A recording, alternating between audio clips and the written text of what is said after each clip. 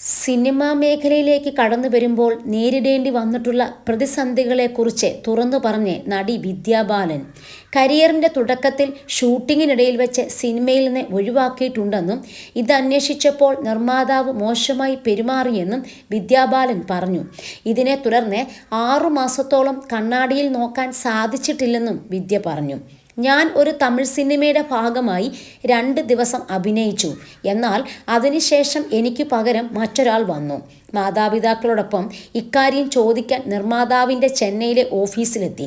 അവിടെ വെച്ച് സിനിമയിലെ ഒരു ഭാഗം തൻ്റെ മാതാപിതാക്കൾക്ക് കാണിച്ചു കൊടുക്കുകയും തന്നെ കണ്ടാൽ ഒരു നായികയാണെന്ന് തോന്നുന്നുണ്ടോ എന്ന് ചോദിക്കുകയും ചെയ്തു.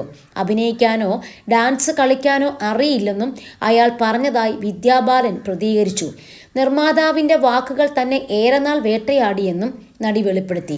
സ്വയം മോശമാണെന്ന തോന്നലിൽ 6 മാസത്തോളം കണ്ണാടിയിൽ നോക്കിയിട്ടില്ല. നിങ്ങൾക്ക് ഒരാളെ ഒഴിവാക്കണമെങ്കിൽ അങ്ങനെ ചെയ്തോളൂ, പക്ഷേ വാക്കുകൾ മിതമായി ഉപയോഗിക്കണം. കാരണം വാക്കുകൾക്ക് ഒരാളെ തകർക്കാനുള്ള ശക്തിയുണ്ട്, നടി പറഞ്ഞു.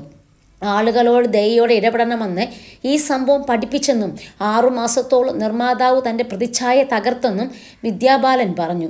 സിനിമകളിൽ നിന്ന് മാറ്റി നിർത്തപ്പെട്ടിട്ടുണ്ടെന്ന കാര്യം നേരത്തെ തന്നെ നടി പല അഭിമുഖങ്ങളിലും വെളിപ്പെടുത്തിയിട്ടുമുണ്ട്.